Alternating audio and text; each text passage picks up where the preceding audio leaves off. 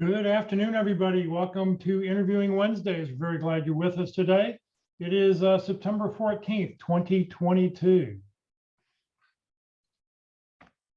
For those people on Zoom, if you have any questions throughout the presentation, please just enter your questions into the chat window.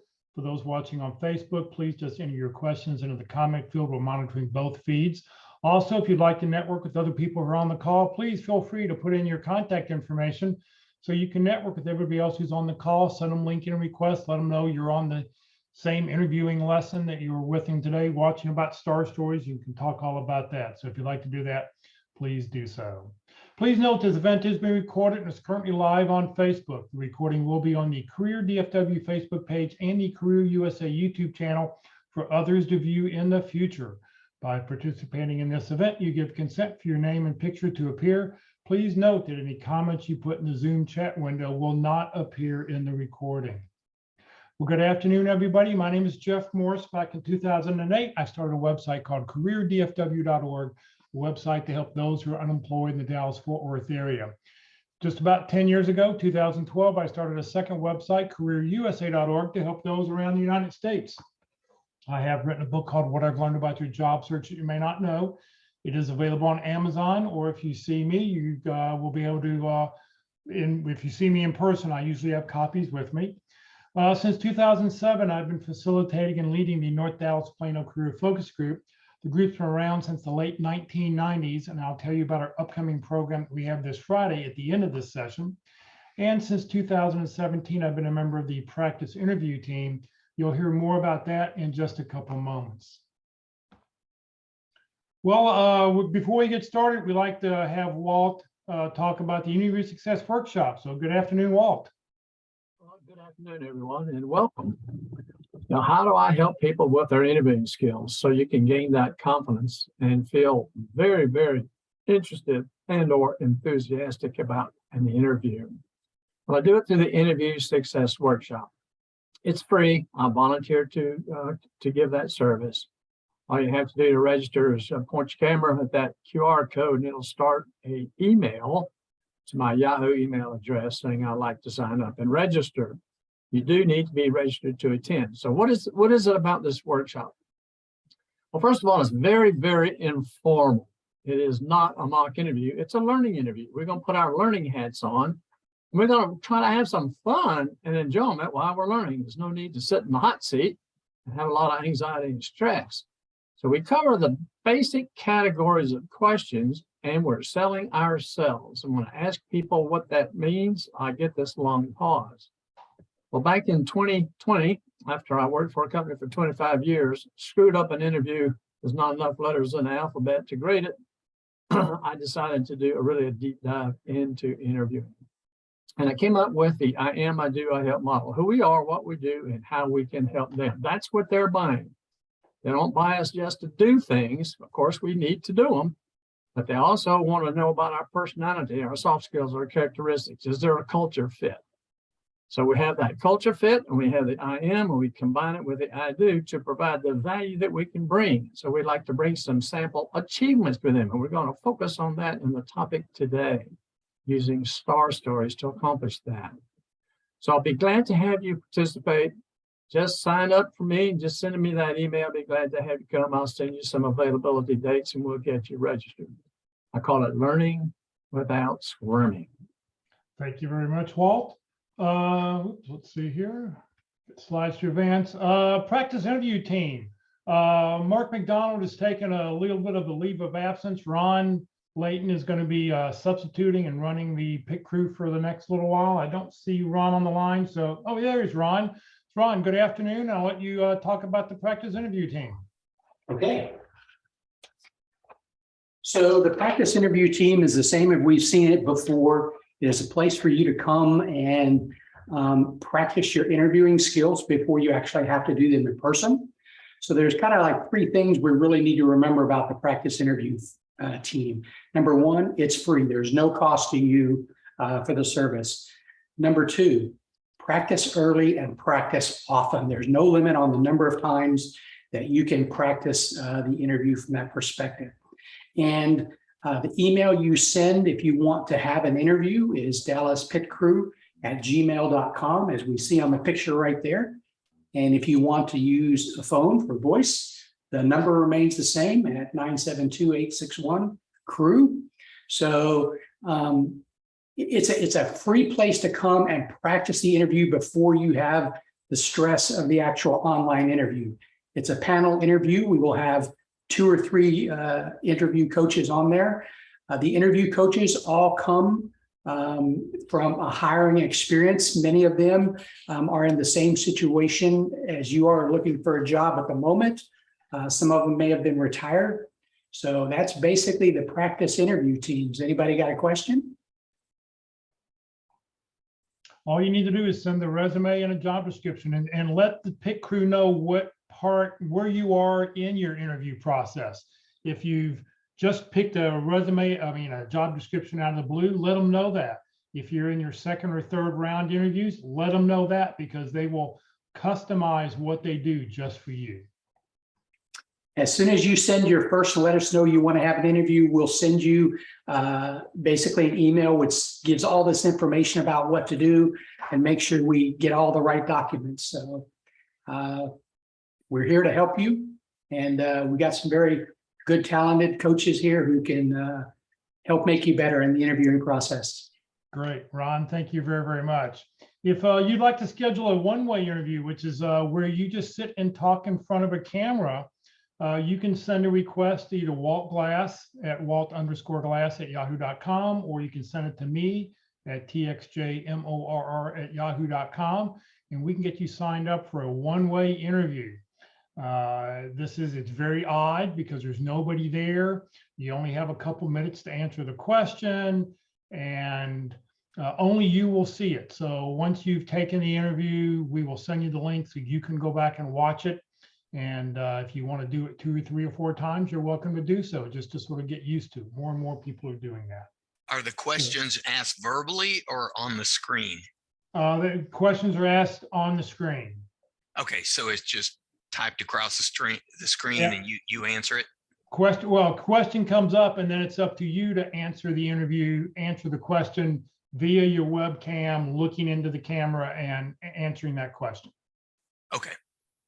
So Took the lazy way out. You can do it. You can, record your questions and put that on there, but it's a lot easier for us just to write them on the screen. Doesn't make much difference in your practice. So that's what we do. And then we answer verbally, correct? Correct. Yes. Okay. All right. Thank you. Yeah, it's a very odd thing to do. If you're interviewing all by yourself, it's you, yourself, and you. But At least you get a little practice, though, at least. right. So this is just a way to practice. All righty. Well, our talk today is by Mark McDonald and Walt Glass. They both presented this material back when COVID started. I asked the 2 of them to please put together, when the pit crew couldn't meet on Wednesday afternoon. So it's like, well, what can we do? We're stuck in our homes. And so they came up with a 13-part workshop. We'll go over all 13 lessons here. You'll be able to see all of them in just a little bit. But today we're going to talk about lesson number 3, which is our 3rd session, talking about star stories, a real good deep dive. So give me just a second here and I will get this loaded up for us to watch. Let's see here.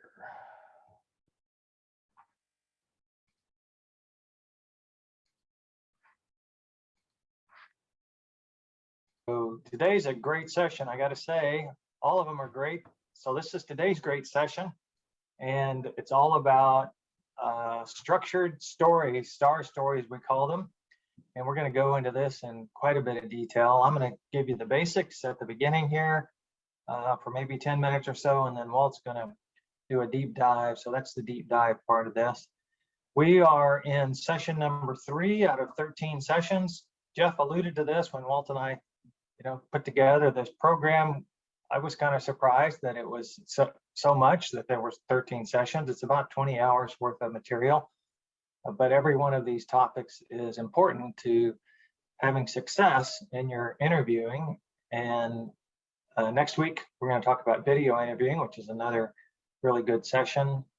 And coming up after that is analyzing the job description. So if you look at the structure of this, here we are in session 3. If you look at the structure of this, the first 5 sessions are about preparing to interview. So this is before you ever interview, all the things you need to consider and be ready for. And preparing your STAR stories is a very big part of that, the topic that we'll be talking about today. Then we'll have a series of another 5 sessions where we talk about effective interviewing. So how to be an effective interviewer, how to demonstrate enthusiasm, how to open and close the interview, what you need to do to follow up. So 5 good sessions there. And then the last 3 sessions are kind of advanced topics that build upon the previous learning and target custom companies and informational interviews and dealing with difficult interviewers and extra difficult questions. If you're brand new to the job search, you know, the order is kind of important, but if you've been in it a while and you want to brush up on any particular topic, you can go to Jeff's YouTube channel. He'll tell you about that at the end, and find these exact titles and go ahead and watch them for your benefit. So that's a bit of the background. Okay, so let me do my part about STAR stories and the basics. And so what does STAR stand for? Well, the S stands for situation. So a STAR story is a structured story. And we're going to focus on the structure because the structure is important. You may ask, do I actually have to use STAR stories? And I'll address that in a slide or two. But let's start with the S, the situation. Situation needs to be very brief. You're just setting the context for the interviewer. So you assume they've studied your resume, probably fair enough that they've looked at it and they're kind of familiar what you did most recently at least. So you want to say where you're working, what your job title was, and what your role was. And that's about it. It could be just a sentence. And so here's an example of one of my experiences while at DSC Communications. That was where I worked. I'd only been there 3 months. This is my title, Director of Systems Engineering, which sounds like a management role, but at that time I was working as an individual contributor. So there we go. That's the situation. The T part of a STAR story is the task. And the task is what you and or the group you were working in set out to do, whatever the goal was, whatever the objective was. And that again can be very brief as well.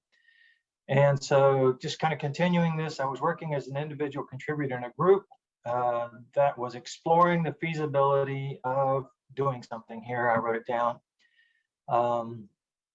And so then my task was to assess the backplane portion of the product. So I put this into context as well. I was in a group of people, and then I talked about what my particular task was that I'm focusing on in this story. Then the action part is what action that you took, okay? Not the team, but what you did. And I'd already set this up by saying my task was to do. And so here we go. And so I did that in the usual way, but I also took the extra step of ordering and reviewing the schematics. The schematics is the build instructions for this particular product. And then finally, the result, and this is the most important part, the successful outcome or learning that you celebrated at the time, and as you're telling the story, you and the interviewer can also celebrate. And in this case, I saved the company a lot of money because I discovered a discrepancy in the build instructions of that product. And I didn't put it in the story here. There's lots of other details behind this, but I might add that it was about to go into production. So it would have been a real debacle to actually get this thing out in the field with the discrepancy in its design. And so saved the company a lot of money by avoiding that, which I conservatively estimated to be $4.5 million. And if they should ask, I would be able to tell them exactly how I came up with that number. So here it is, a STAR story that's 1 minute to deliver, 110 words in 1 minute to deliver the story about my extraordinary attention to detail. So while at DSC Communications, it was my 3rd month there as Director of Systems Engineering. I was working as an individual contributor in a group that was exploring the feasibility of producing an international version of a very successful product for the North American market. So my task was to assess the backplane portion of the product, which I did in the usual way by reading the specifications and by also taking the extra step of ordering and reviewing the schematics. And as a result of my attention to detail in this regard, I discovered a discrepancy in the design of the backplane that saved the company several $1 million, estimated to be on the order of $4.5 million. So that was 110 words and 1 minute to deliver. So let's continue with the basics, because here's the first question that people ask: how long should a star story be? And the answer is short, 60 to 90 seconds. So I just did that one in 60 seconds. 90 seconds is as long as you ever want to go before you tell the result, right? So you want to get to the result by, the end of the result by 90 seconds. Partly, there's several reasons for this. From a strategy perspective, you may not have a direct hit on what they ask, so you don't want to talk too long. They may just be perfunctorily interested in this topic. So if you spend 4 or 5 minutes talking about it, you've wasted 4 minutes. But shorter is better, and 90 seconds is the maximum. And just for your information, this 180 word max comes from Word. So if you type out your star story, 180 words using the Microsoft Word count feature. And if you don't know this, the average person talks at a rate of 110 words per minute, unless you live on the East Coast, which is probably about twice that. Right? Okay, what about team accomplishments? Well, I addressed that in my star story. I said what the team needed to do, and then I said what I was going to do. But the story is about how you have helped. Okay, so not about what your team did, but what you did. So the action portion is about the action that you took. The rest of it, the situation, the task, and the result can be a team result. And because you may not be able to separate your contribution specifically from what the team did, but you want to talk about what you did as part of the team and the successful result. So you can use we and the team and the situation, task, and result, but when you talk about the action, you need to talk about yourself. How much detail should I include? Well, most people put too much detail into their star stories. So the answer to this question is a few important details. And what's an important detail? A detail that supports the purpose for the story. So one achievement can have star story variations that illustrate different results. So the story that I told illustrated my attention to detail. I can use the same story to talk about an extraordinary commitment, because I did that backplane review in about 6 or 7 days. It was a lot of long hours collecting all of the information. So even though this one little attention to detail item saved the company a lot of money, there was a lot of little details that I had to check in that story or in that situation. And so I can use that same story with a different purpose. The purpose is to illustrate my extraordinary commitment. So I would probably leave out or add some different details to support a story about extraordinary commitment.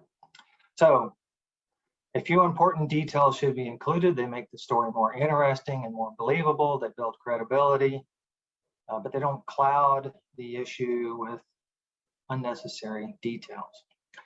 And Walt will go through this in his portion, but the way you do this is you write it down. You write it down, and then you get it down to 180 words. And as you go through the process of shortening it in time, you'll decide on what to leave in and what to leave out. Just remember, most people add too many details. Okay, which results are more effective? Okay, this is a good one. Not all results are equally effective. Dollars are the best. You'll get a lot of interest from interviewers if you've got a story where you saved the company a lot of money or you brought in a lot of revenue.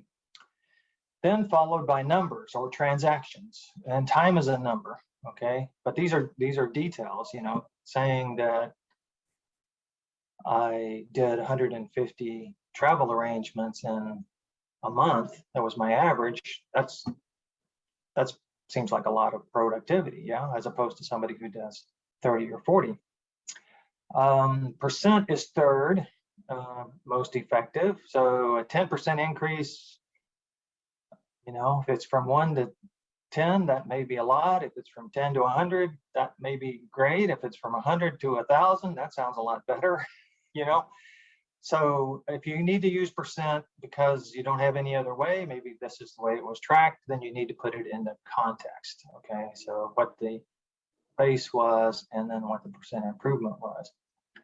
And so coming from a low value to, you know, a slightly bigger value, like from 1 to 10, is not as big a deal as going from 100 to 1,000, right? So you need to put that in context to illustrate how valuable it was. And then the least valuable is just qualitative, but you know, if that's all you've got, then, you know, you can use that. And qualitative would be something like, you know, after I did this, things were a lot better, or they were a lot more efficient. And, but you can't really put a number to it. So I'd work hard to try to put a number to your effectiveness, to your results. Will you, Just using qualitative values, but that can be helpful if that's all you've got. will you be able to, Okay, tell me about a time. So most star stories start out this way. Tell me about a time when you had a boss, that when you disagreed with your boss. They may give me an example. So star story is called for when you get to pick the topic, more or less, not necessarily topic. When you get to pick the situation, when you get to pick the time, you know, go through all your history and tell me about a time when. Now, not all questions are star stories, so not all questions require a star story. So if you're just asked a direct question, then, you know, give a direct answer, a 20 or 40-second answer. So sometimes I see people try to tell a star story to answer every question, and that's just not called for. Certain questions benefit from a structured story. Other questions just should be answered as briefly as possible. Sometimes there's doubt about the right story. So first of all, if you have some doubt about the question, then ask for clarification. Okay. But let's say they ask a question and you don't have a star story that's directly applicable. So you need to pick out a story that's close, something that's close to what they ask about. And it's only going to be 90 seconds long maximum, and there's going to be a good ending. But then you should say, did I answer your question? Okay, so if you've completely missed, you've only used up at most 90 seconds, and then you've asked the interviewer, and they may rephrase the question, or they may say, that's close enough, and go on. So that's the way there's work. If you have some doubt that you've hit on the right story, first clarify the question, make sure you understand it, and then still try to answer it. I think it's not so great to say, no, I don't have any experience with that, or no, I can't think of any experience. You might say something like, well, you know, here's something that I believe you'll be interested in, and then tell them the story. And then, did that answer your question? Okay. If your story is complicated, so the way to handle complicated answers, and there's a couple of strategies here. And so I was an engineer by training, and so I fell into this trap myself, right? I wanted to explain in lots of detail the situation because you really couldn't understand how fantastic my answer was or my solution was unless you could appreciate how complicated the situation was. But that's really not what people want to hear. I mean, they don't want to hear a comprehensive, all the details, all the extraneous information. It's not really a story in the sense that you're trying to develop characters and cover the ground, you know, all the ground. It's a structured answer. It's not and it's called a star story. Maybe it's a little bit of a misnomer. It is a story in the sense that it has a certain structure, okay? So for complicated answers, you do not have to provide everything, okay?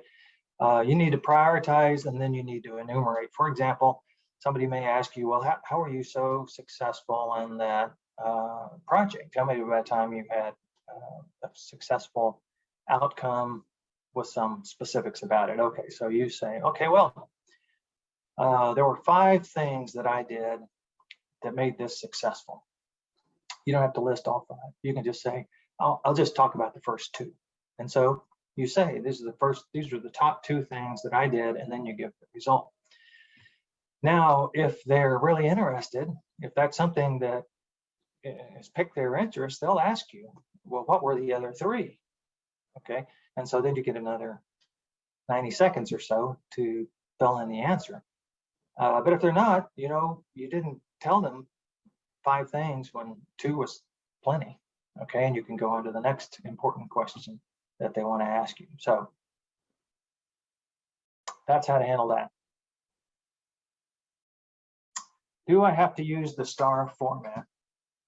Some interviewers require, and they'll usually tell you in advance that they want you to use the STAR format to answer the questions. Google does this, Amazon, I believe, does this, Capital One, I believe, does this. So they'll tell you that, and they'll probably give you a document before you interview that reviews what a STAR story is, because they really like that format, and it helps their interviewers and gives you a chance to tell your stories in a structured way. So, but there are other formats that can be effective.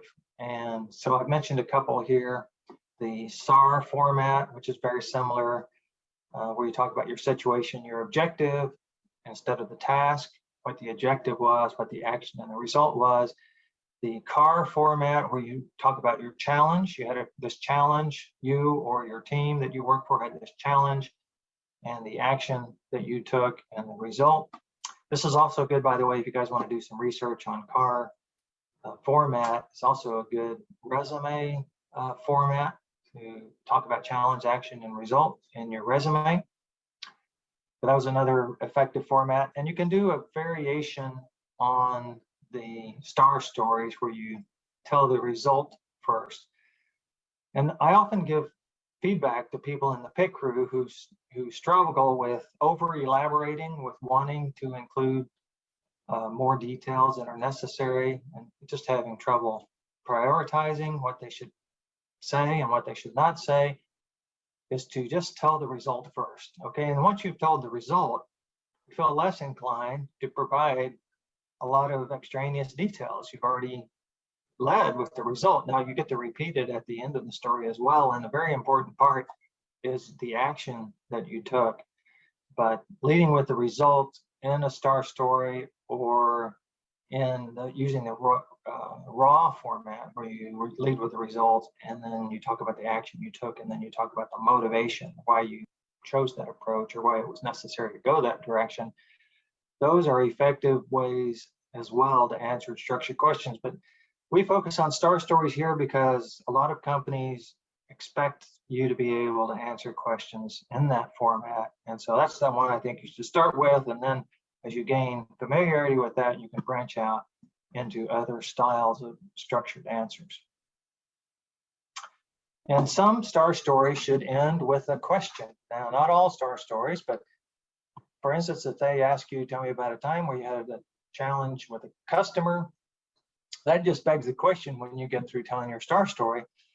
So when you have a customer who's unhappy, what are they usually unhappy about? Okay, be a great time to ask a question. And so I encourage you, as you prepare for an interview and you're building your STAR story, just for that interview, that you also think about, well, if they ask me this and I tell this story, what question might I ask afterwards to gain additional information about what they need and how I can help, and to have more of a dialogue or a conversation with your interviewer than simply an interrogation. Okay, a few challenges, and then I think I'm done. too long. So I've mentioned this already. A lot of people just can't get it done in 90 seconds. And I would say 90 seconds is the maximum. And that's typically because the situation is too involved or the action is too involved and they want to just tell the whole story. So if you're having trouble cutting down the length of your stories, it's okay to leave parts out and tell, the interviewer that you are. Okay, like I mentioned, if you did 5 things, you just say, I'm just going to mention here the first 2 or the 2 most important ones. And then you just do those 2 and see if the interviewer wants to hear more or not. Some people get so wrapped up in telling the story and the results, the very last thing, they leave it out. They end the story with what I did. And people have this problem with their resume as well. The resume would be full of things they do or did, but not talk about the result of those things, not talk about how it helped. And so this comes out in the interview as well.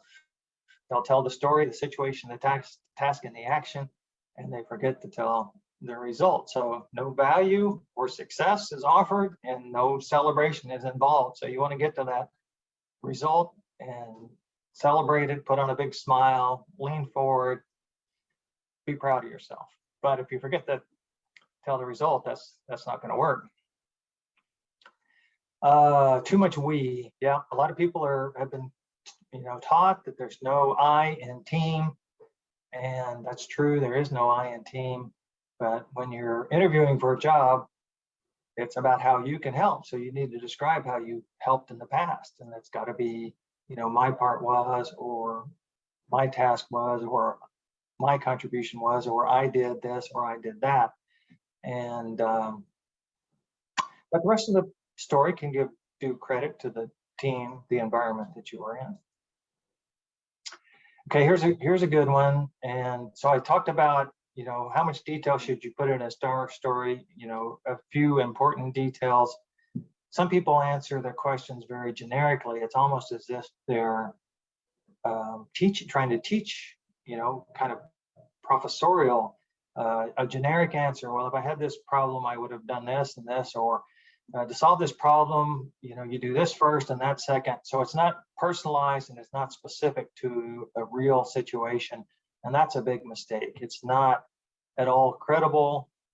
And it may really damage your chances because the interviewer may conclude that you've never done it. You've read about it and you may have seen somebody do it, but you've never done it yourself because you can't tell the story of the specifics of that event. So don't watch out for this being too general or generic in your answers.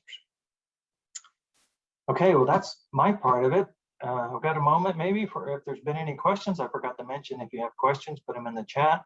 Doesn't look like we have any. So Walt, why don't you take over? I'd like to back up for a moment.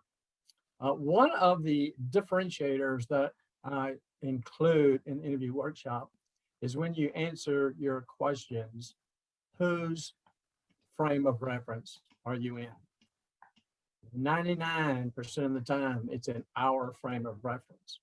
And so the suggestion is to say, well, we need to include the interviewer's frame of reference. What are they thinking? What are they looking for? Why this question? Why now? Why from this person? And why this point in the process? So I want to do the same thing here with STAR Story. Let's back up. Let's look at the hiring company and look at their side of things on the STAR Stories, and we'll talk about that briefly. So this came about with behavioral event interviewing. It started back in the 70s, and it was really came out to be, so I really need to figure out how I can tell in an interview whether a candidate can actually do the job. Now, it's a little bit broader than that. It's, do they fit in here? Can they do the job? And can they achieve the results that we're looking for? But basically speaking, if you can relate instances where you've done these things, I'll feel very confident that you can do the same things here. So that's how it was born. So the premise is that the most accurate predictor of the future performance is in past performance in similar situations. So that's why we get asked these questions. If you can't tell a story about doing that, that means you haven't had the experience. And so that's one of the basic things that they look for. But then they want to know how you think, how you approach who do you involve, all that sort of detail in a very brief and concise way. So to do this the way you would do it, if you adopt behavioral event interviewing as your interviewing style, you would determine the competencies for a job. And you say, what are the knowledge? What are the skills? What are the abilities? What are the characteristics that we need in a person to be successful in this role? So they would write them out, put them down and say, okay, these are the essential things that we're looking for. And what behaviors are important are strategically critical.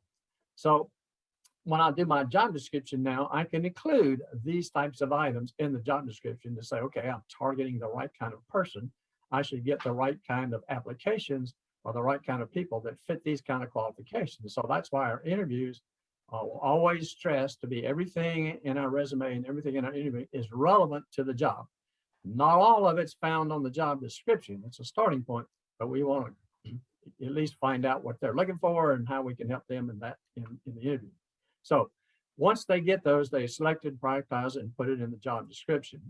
So here's an example of some competencies, and I'm going to drop a little file in the chat window right now that you can look at your leisure. And they list these particular competencies, and then they have questions that an interviewer would ask to determine if you have that competency. So if they want action-oriented, here's the type of question. So you can go through this list and say, how would I describe myself? Which one of these are the top 3 or 4 that would describe me? No, I'm a strategic business focus. I really act like an owner. I have a passion for this, whatever it might be. Critical thinking is kind of a pet peeve with me because most people don't know what it is when they ask for it, and people that answer it don't know what it is either.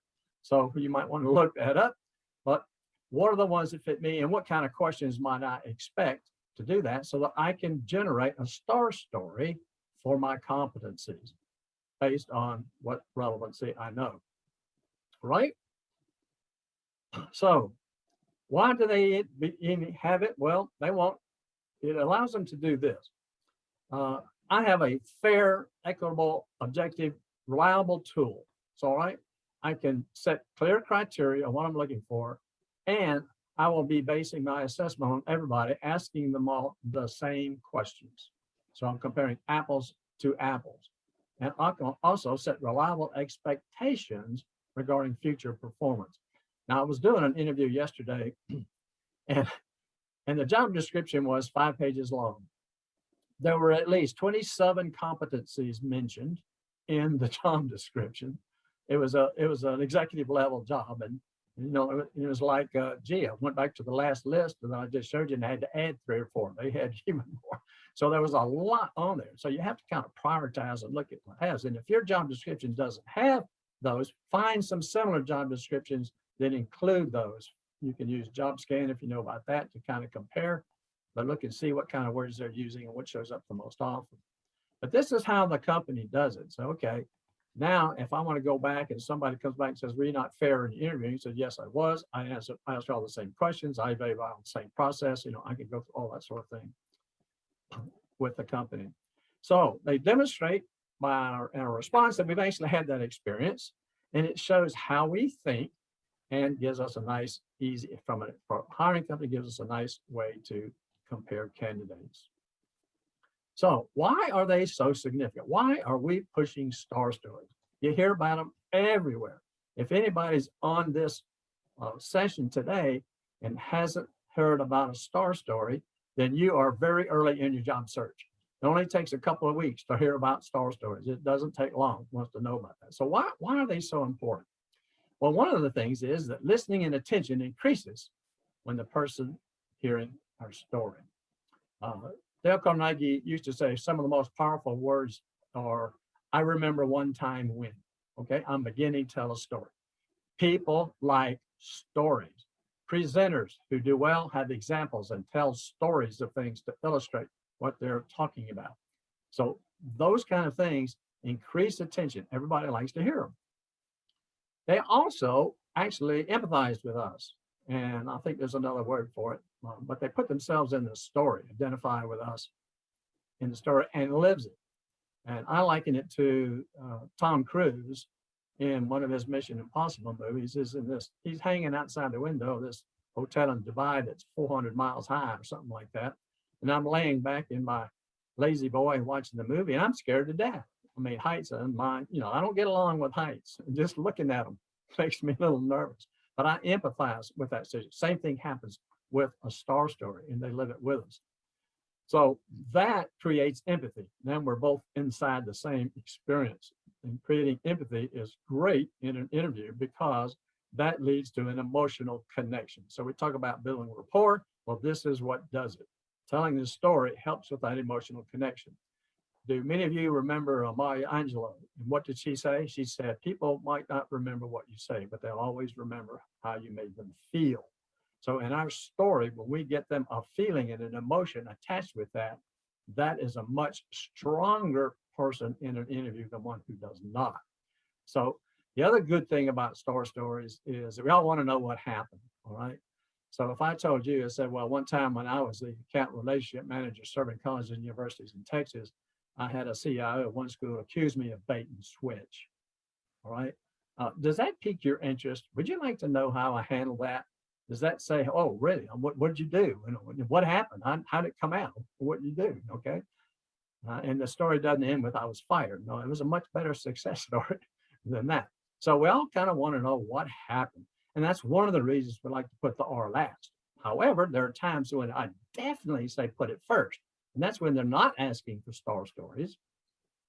And you might answer a question with their answer, just like Mark was talking about. You give an answer, but you might say, would you like me to tell you about a time when and you give the R in your star story? Because when they're not asking them, that's a way of asking them permission. In other words, I want to stay on their agenda. I just want to change it. Would you like to hear about a time when I did this? Those have to be really brief because most of the time they're going to be polite and say yes. So we don't want to take a long time telling those stories. So 60 seconds is okay. The other positive thing is that interviewers remember our stories. They won't remember all the things about us. In fact, in my interviewing life and talking to hiring managers, I used to have leadership sessions and teaching them on behavioral event interviewing and just hiring in general, because our hiring managers didn't know how to do it. There's a few out there that are like that today, by the way. So I would talk with them and say, what is it that you remember about an interview? So I happen to see Leslie. She's kind of at the top of the screen, so I'm talking to you, Leslie. So one of the things that happens is they say, well, I remember Leslie. I'll say, yeah, well, what was it about Leslie that stood out? And there's this pause and there's it was just a good interview, all right? Meaning there was a connection made, all right? There was a positive thing. I remember Leslie. There's something positive about it. I might not even be able to list all the pieces of it. I probably could. But, you know, we go into this thing, everybody takes notes and they get down and we sit there together and we say, okay, candidate A said, candidate B, we go through all this analytical process for that. But included in that is when you vote, you're going to vote for the person that you want to work with, right? That can do the job and they can help you. You're not going to vote for the person that you don't want to work with, right? And so that's the characteristics and that's the cultural fit. But they remember that and connect it to us. So what if a question is not asked? Well, that's what I do. You give a response and say, would you like me to tell you about a time? There also might be times when there's kind of a pause and there was something that was discussed earlier. And so while there's this pause going on, you might say, we were talking about this, or you were looking at this particular aspect. Would you like for me to tell you about a time when a relevant achievement to the topic of discussion inside the interview? Just for aiding you in brevity, I'm giving you some starter sentences to help you be brief. So the interviewer is going through the situation, task, action, result, and if they were to ask 4 questions, that's what they'd be. Tell me about a time where you faced the multiple competing deadlines, what'd you do and how did it turn out? So when I was, job title at company, optional context, like Mark was saying, the challenge or the reason was, or whatever. And so earlier I said my situation and task, and when I was the account relationship manager serving college and university in Texas, I had a CIO accuse me of bait and switch. I gave you the situation and the task in 1 sentence. So the briefer, the better. You can use 2 sentences, okay? But see if you can't wrap it down to a maximum of 1 sentence for each one of those. It doesn't need to be long and involved. What did you do? So what I did was, and so here's my brief action steps at the high level, 4 or 5. I don't go into details on all of those. I'll talk a little bit about it. I might say, for example, so I formed a team from operations, marketing, sales, and HR, right? And did this with the team, all right? Now, one of the questions that I would ask as a follow-up if somebody told me that, I said, tell me, how are you able to compete with the team's time doing their regular jobs and the time that they had to spend on this particular project? Because that was always my biggest challenge with forming teams, was getting time. I mean, sometimes I had to go to a manager and say, the company's asking for this, the company's supporting this, are you supporting this? Okay, well then how can we make it available so that we have one of your team members commit to the time available and not kill them in the process, you know? Always thinking out for the employee and how we can do that to get commitment to pay attention to that. And then the results, and Mark's already talked about dollars, numbers, percentage, and value. Turning a customer around is value. I often see people not giving sufficient results, if they give them at all. I mean, it's really amazing. Mark mentioned it, how people tell a story and they don't give a result at all, or they say, and everything came out okay, and that's their result. So measurable outcomes, but you can take things and compute dollars. So if you did a project, the High Five construction project in northeast Dallas, huge road construction project, 2 interstates basically, or US interstate together, was finished about 4 months early. Why? Well, there's a huge incentive per month, finished early, okay? But they did finish it early. And so finishing it early, on the basis of finishing a project early, that saves money. How many people are on the team? Average salary runs this, add 25% for benefits, blah, blah, blah, blah. And so bang, we save that. In fact, that's an opportunity cost you save that allowed them to be productive doing other projects as well as this particular project. So I asked, okay, so you completed that implementation. Well, yeah, well, that wasn't another thing that happened. I said, well, what did customers say about it? Oh, they loved it. They were really excited about it. Okay, why don't you tell that? Did that customer become referenceable for others? Oh, yes, they did. Oh, how many?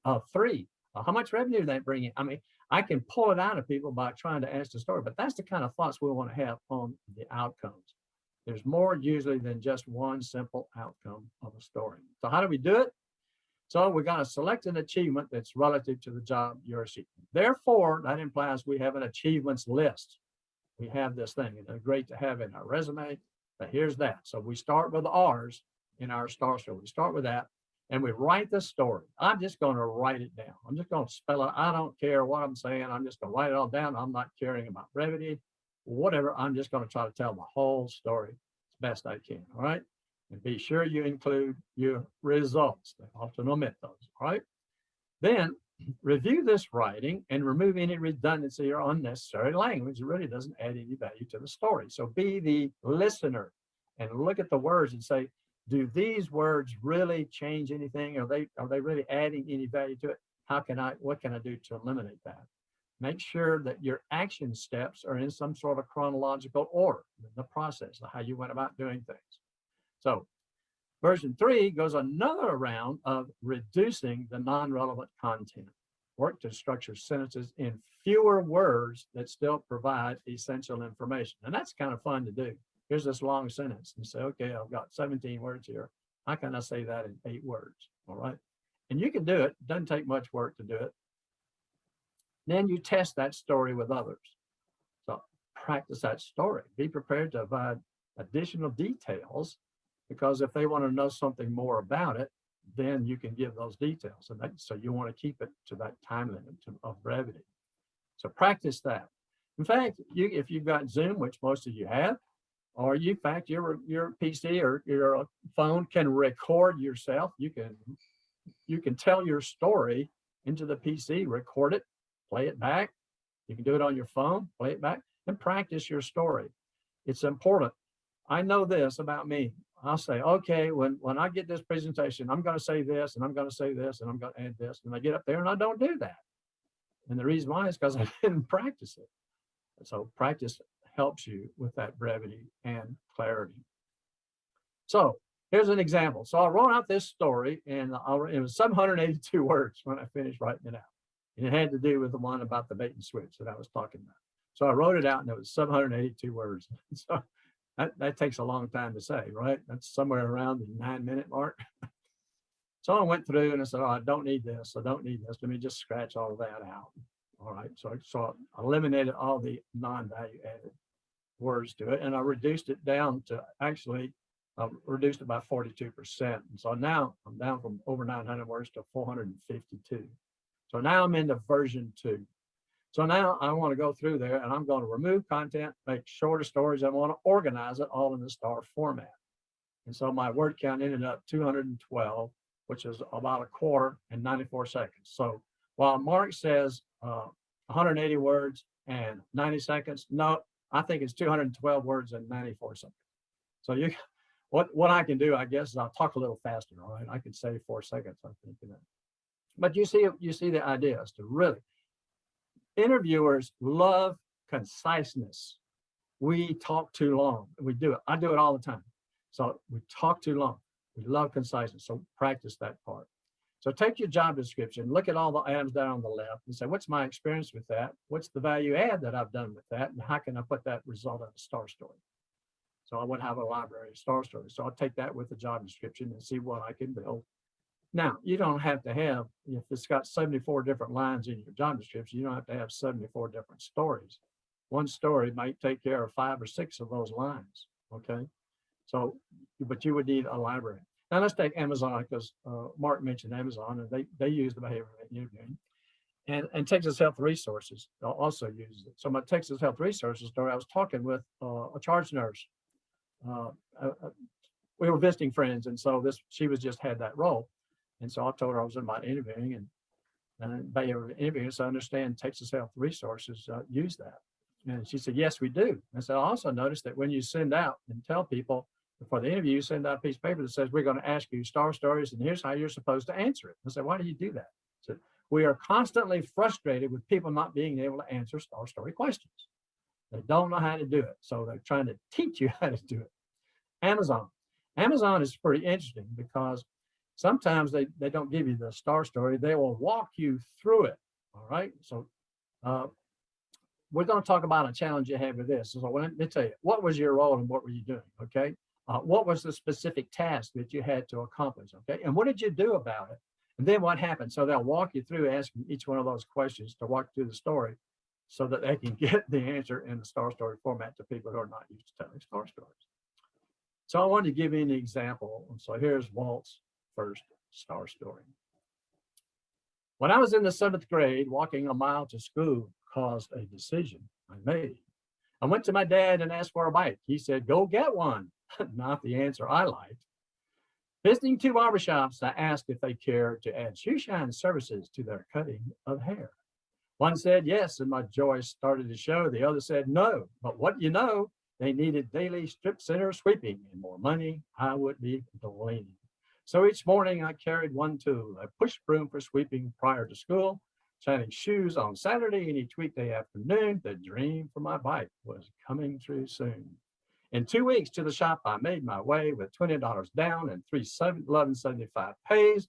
I bought a blue Schwinn bicycle and began my riding days.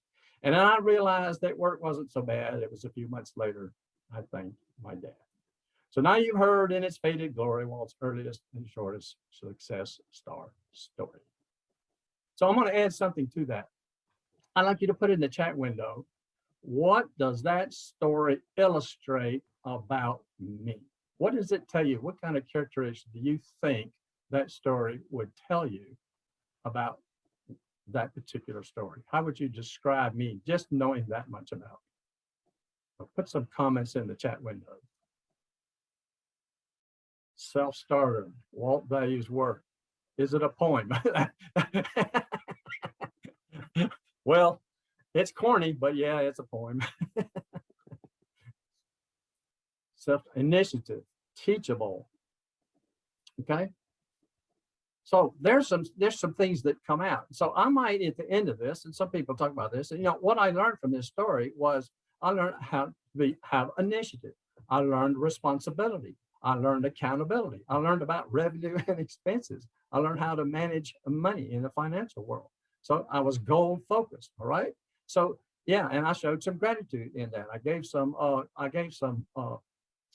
credits to my dad, who actually was the one who instigated that process. And he actually went out and built me a shoe shine box that I could sit on, that it had a little footstool for the, I'm talking about when shoe shines were 15 cents a piece. All right. It's been a long time ago. I would get a quarter if I got a 10-cent tip. So it shows those things. Now I might want to bring them out and say, and what I learned from this story was, and I can bring out some of the soft skills that I used, or I might even illustrate it in there. So taking the initiative, I went to 2 barbershops.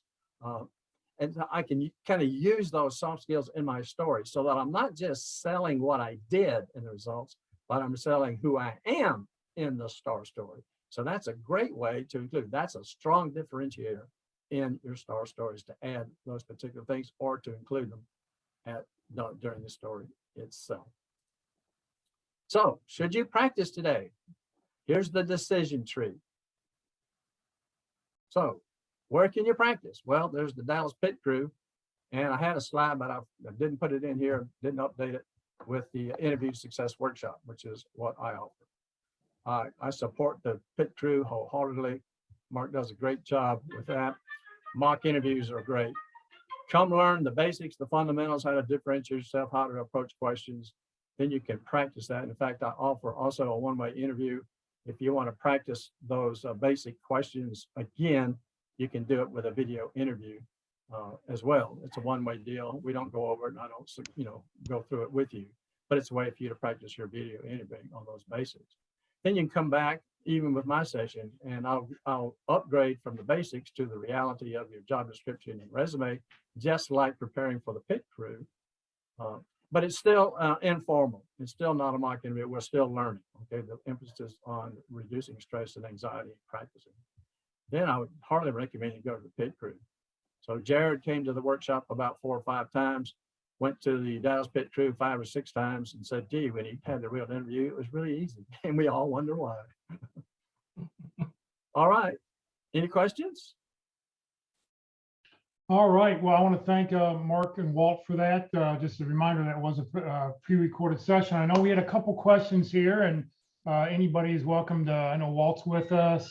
Anybody who'd like to give answers on here. Let's see here, please. Let's see here. What was it? I think first question was, please expand on what he was saying about results. Dollars, percent, value.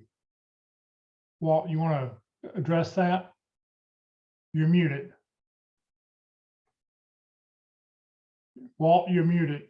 Yeah, I see that. I'm sorry. I was so excited about answering the question. I forgot the technology. I've only been doing this 2 years, so give me a break. All right. I'm still learning, right? It's not over. And I'm old enough not to remember anything. Specifically, what happened yesterday. I can tell you about 30, 40 years ago, but yesterday is a big challenge. All right. So expanding on that.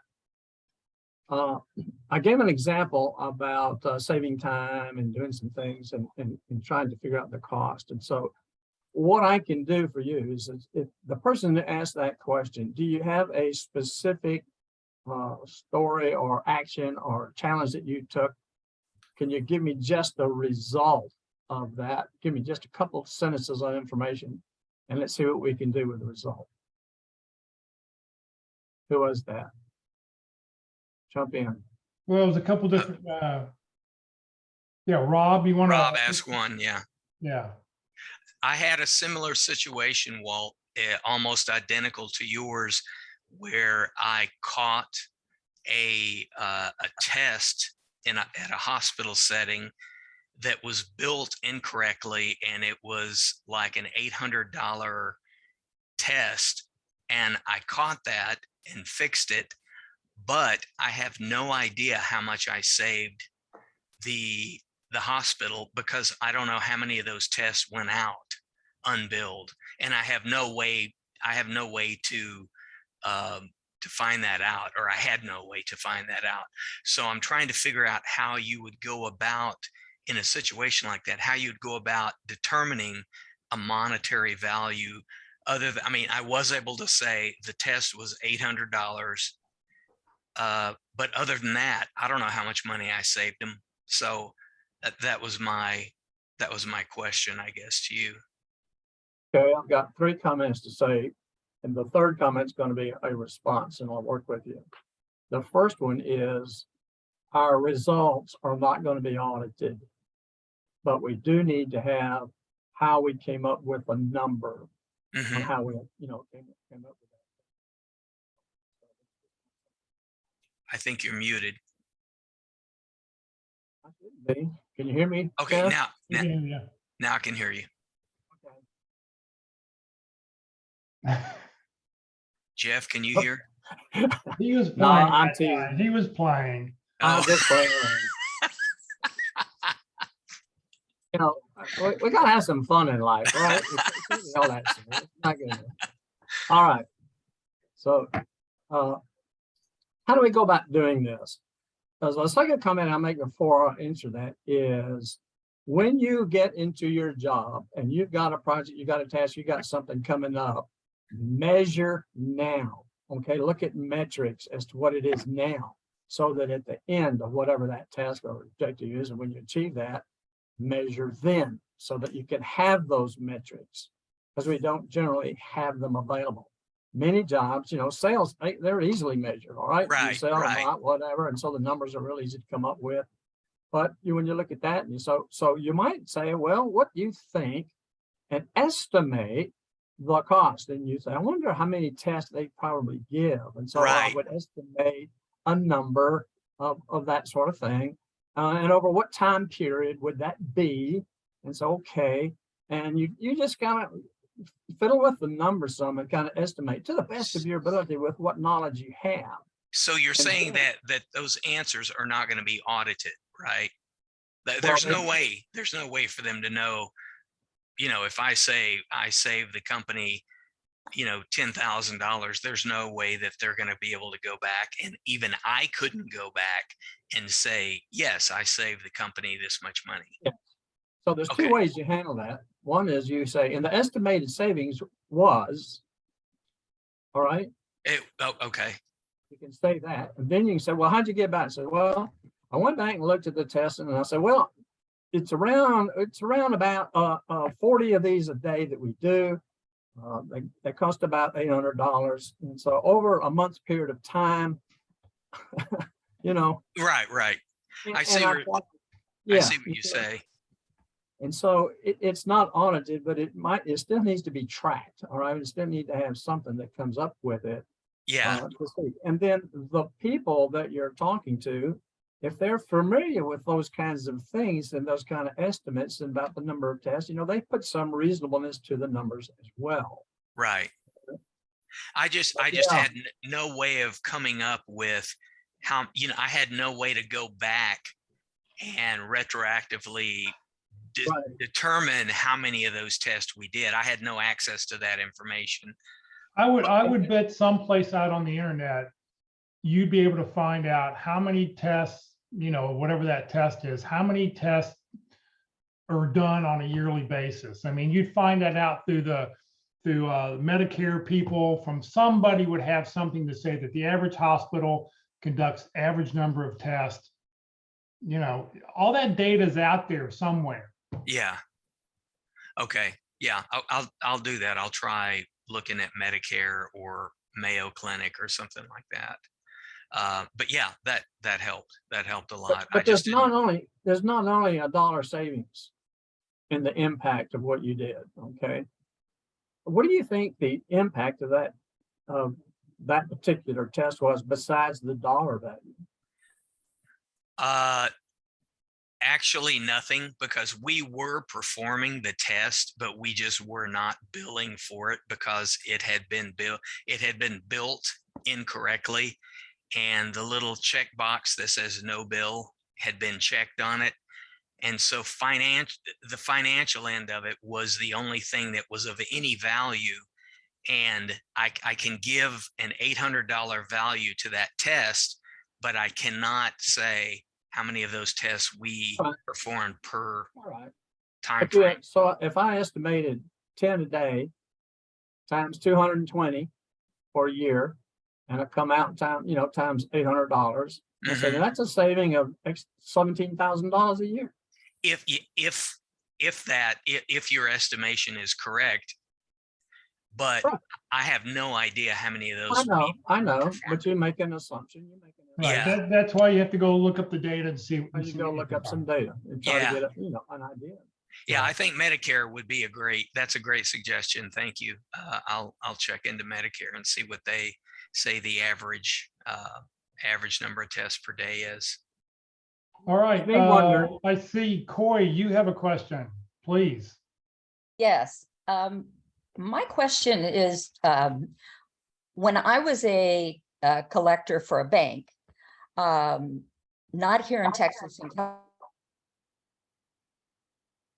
California, but it was partially funny, but partially scary. And I don't want to add something like that if in fact it's a bit much. It was, my collectors went out to repossess a tractor, and the older gentleman brought out his shotgun and fired over their heads with rock salt. And I ended up, because they left the property and called me and said, we're not going to go back out there. He's sitting there on the tractor with his shotgun. And so I said, oh, this is, ridiculous. I was raised with 7 older brothers. And so I got in the car with, dressed up for the bank, drove out there and drove right up to the house, got out of the car, walked over and said, look, very calmly said, Mr. Brown, you've missed 4 payments, you won't call me back to make arrangements. We need to pick up the tractor. And because he was a quote unquote, I lived in farming community, good old boy, and he went to my church, he climbed off there with the shotgun and said, you'll take it over my dead body. And I said, well, give me the gun, but we're taking the tractor. And he finally calmed down enough with me, because he wasn't going to, abuse a woman, and let the guys take it. But, it was one of those experiences where in my heart, I knew he wasn't going to hurt anybody, but man to man, it could have gotten out of hand. And, because I was a woman doing what normally was a man's job. I mean, they didn't want to hire a woman to do this. But I ended up bringing down the repossessions from 7% to 2% in 3 months, because when things got difficult, I would personally go with the repossessors to talk to these people, explain things better so that they had a face to put to it. And I don't know if that's a good enough star story Well, let me make my first when you comment. talk about a star story. Right. Okay. Can't tell that story like it is. We got to modify it. All right. That's what I thought. We're going to leave out the shotgun. Okay. Okay.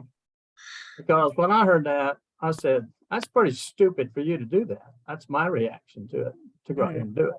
But you can say, had a person who would not let the repossessors take property of the tractor. So Omona went out there and I met with a gentleman and I reasoned with him, calmed him down, and we were able to repossess the tractor. Okay. That's called telling the truth, but not the God all the truth. Okay. Okay. So we can tell that, and you can say it in that way, and you say, you know, I get personally involved. Now, another thing, when it says 7% to 2%, how much money is that? You know, it was over 10 years ago. So I'm going to say it probably saved the bank every quarter close to $500,000. There you go. All right. So you can say 7% to 2%, but that's not nearly as meaningful to me as $250,000 Yeah. or $250,000, which, you know, sounds a little better. And I would start the story off by saying that first. I saved the bank $250,000 every quarter. We'd like to know how I did that. And then have your little short story. That's a great way. I didn't think of that until going through this, to start with the result. That's great.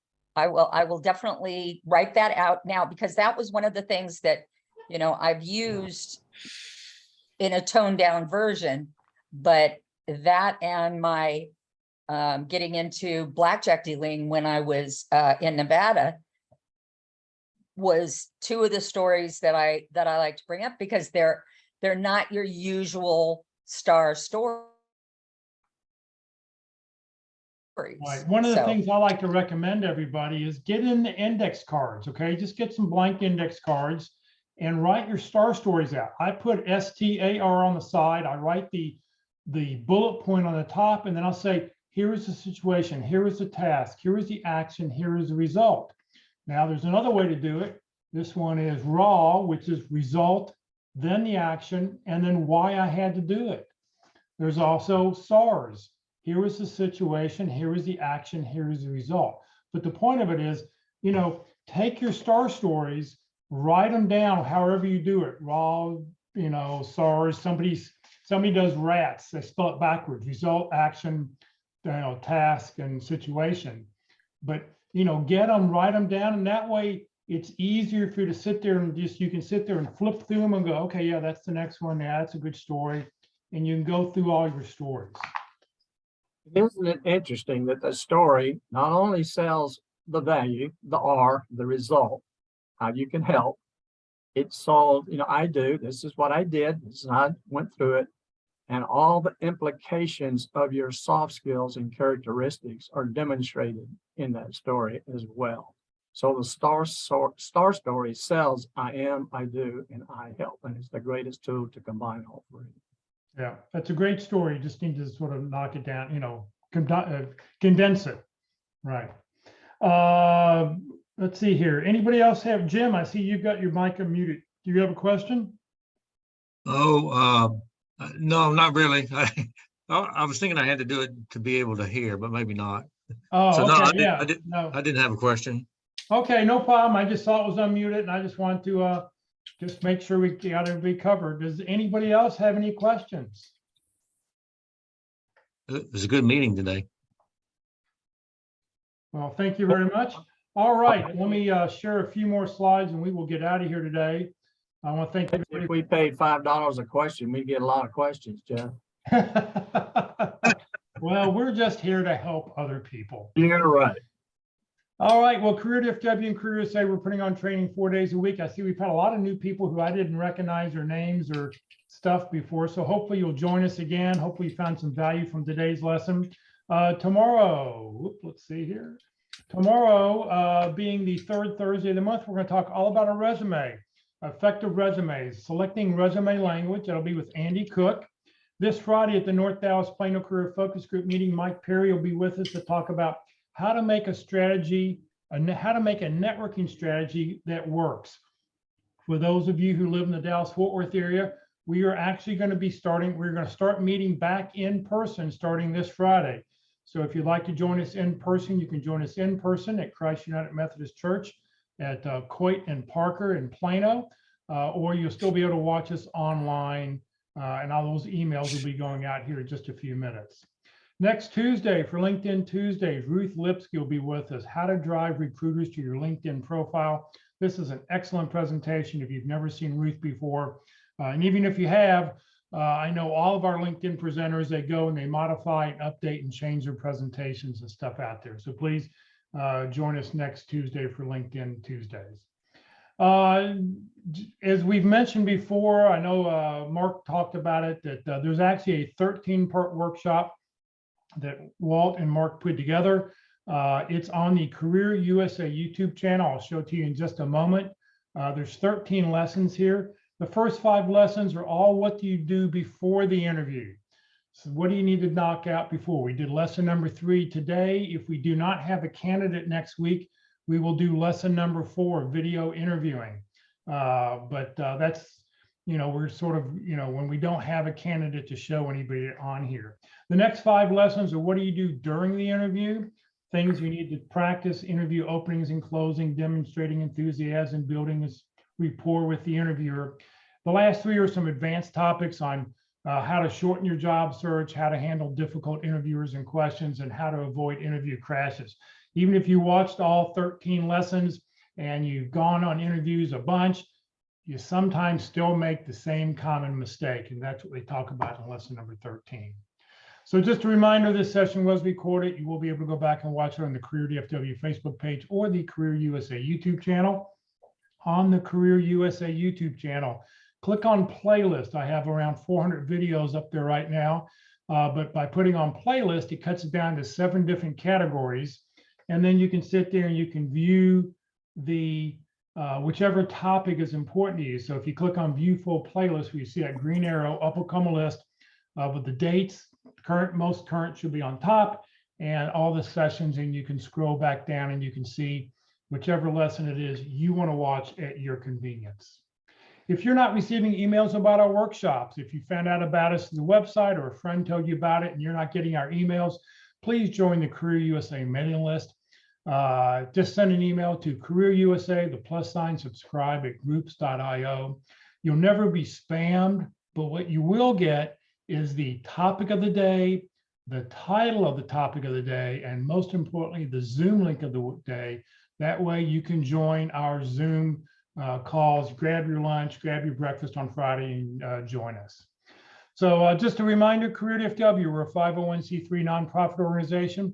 We have no full or part-time employees. Everything I've done over the last 14 years has been as a volunteer. We put on over 550 workshops since COVID started. We're just trying to help you land your next great opportunity. So thank you very much for joining us today, everybody. And hopefully we'll see you Thursday, Friday, or one day next week.